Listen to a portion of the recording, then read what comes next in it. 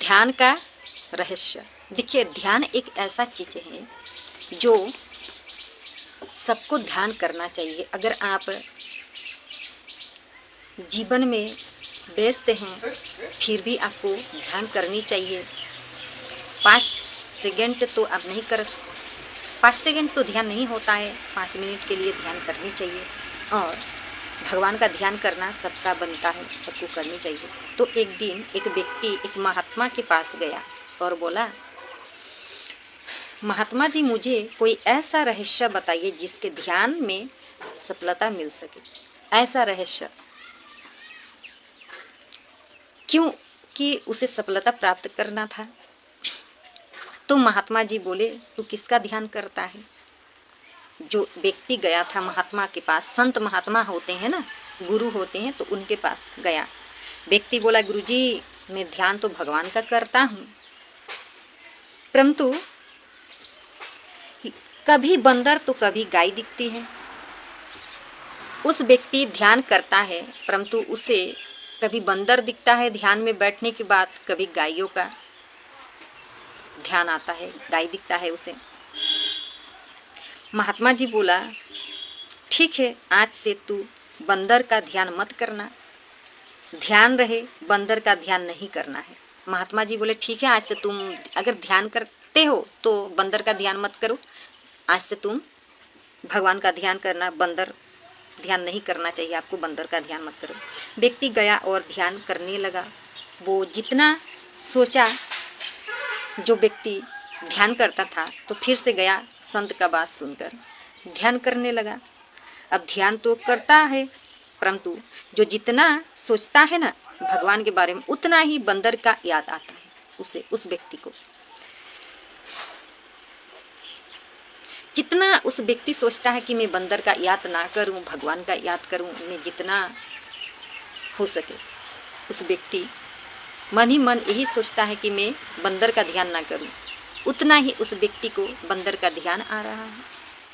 उस व्यक्ति को ज्यादा उतना ही बंदर का याद आ रहा है उसके ध्यान में। आखिर एक दिन परेशान होकर वो फिर से महात्मा के पास गया और बोला, गुरुजी, एक ऐसा रहस्य बताया आपने, मैं जितना बंदर का ध्यान नहीं करना चाहता फिर भी बंदर का ही याद आ रहा है। सोचता हूँ उतना ही बंदर मेरे ध्यान में आता है। तो महात्मा जी हंसे और पूछा, क्या इस बीच तुम्हें कभी गाय का ध्यान आया? व्यक्ति बोला, नहीं, गाय तो नहीं आई, लेकिन बंदर ही बंदर आता है ध्यान में। महात्मा जी बोले, बस यही रहस्य है, उसके बारे में मत सोचो जो तू नहीं चाहता है, बल्कि उसके बारे में सोच जो तू चाहता है। यही ध्यान का रहस्य है। तो जब भी आप ध्यान करें, जो चाहते हैं आपके लिए जो है वो तो भगवान आपको देंगे, और जो नहीं है उसके बारे में कभी भी ध्यान करके भी आपको कभी भी नहीं मिल सकता। तो इसलिए आपका जीवन में जो कुछ है उसी पर खुश रहिए। आपका जब होगा तो इसलिए आपको एक ही भगवान का ध्यान करनी चाहिए और एक ही रास्ता में जाना चाहिए। अगर आप देखिए, 33 कोटि देवी देवता है, परंतु 33 कोटि का अर्थ ये नहीं कि 33 कोटि भगवान देवी देवता होते हैं। 33 प्रकार का देवी देवता होते हैं, परंतु वो आपके भीतर हैं। मैं कई बार बता चुकी हूँ। और एक ही को पकड़ो, ऐसे सबका सम्मान करना चाहिए। सबको अपने भाव से, अपने मन से सबको सम्मान करना चाहिए, पूजा करनी चाहिए, परंतु एक को पकड़ो। अगर एक को आप पकड़ते हैं तो आप स्वर्ग तक जा सकते हैं, गोलोक तक जा सकते हैं। तो इसलिए मैं कहती हूँ, अगर आप राधा को मानते हैं, राधा जी, लाडू जी जो हैं हमारे श्री जी हैं, उन्हें अगर आप मानते हैं तो आप उन्हें मानिए।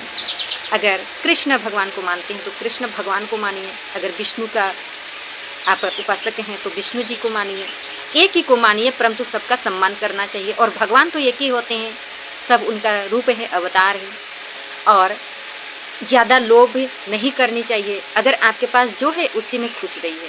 दूसरों को देखकर, दूसरे लोग हैं उनका संपत्ति, धन दौलत देखकर ना जला करो। भगवान जो दिया है आपको उसी में खुश रहो।